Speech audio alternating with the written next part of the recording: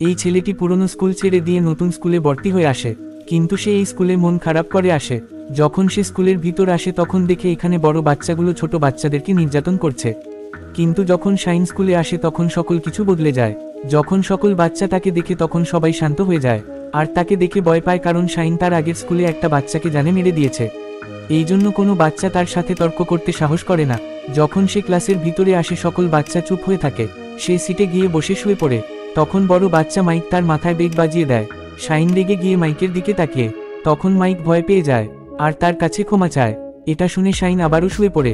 Mic তখন তার কাজে লেগে পড়ে। তার কাজ হলো প্রতিদিন বড় বাচ্চাদের জন্য লাঞ্চ নিয়ে আসে, আর সে বাচ্চাদের থেকে ফোন চুরি করে নিয়ে আসে, আর সকল ফোন তার বস এলেক্সকে দিয়ে দেয়।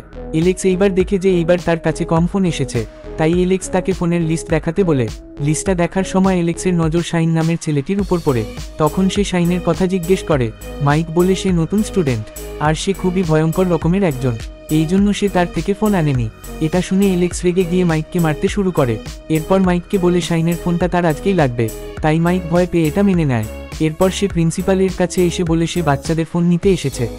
প্রিন্সিপাল কিছু না বুঝেই মাইককে বাচ্চাগুলোর ফোনের বেগ দিয়ে দেয়।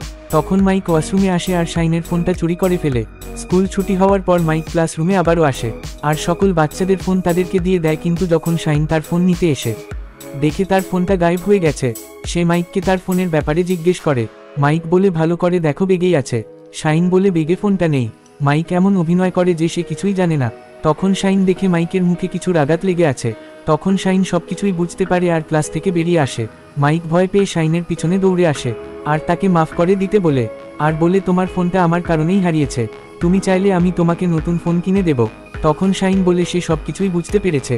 এটা বলে শাইন এখান থেকে চলে যেতে থাকে। শাইনের কথা শুনে মাইক অবাক হয়ে যায়। পরের দিন যখন শাইন স্কুলে আসে তখন দেখে এলেক্স মাইককে পেরাসান করছিল। এটা দেখে শাইনের মনে পড়ে তাকেও সে এভাবে পেরাসান করত, তাই সে এলেক্সের গেম বাজিয়ে দেয়।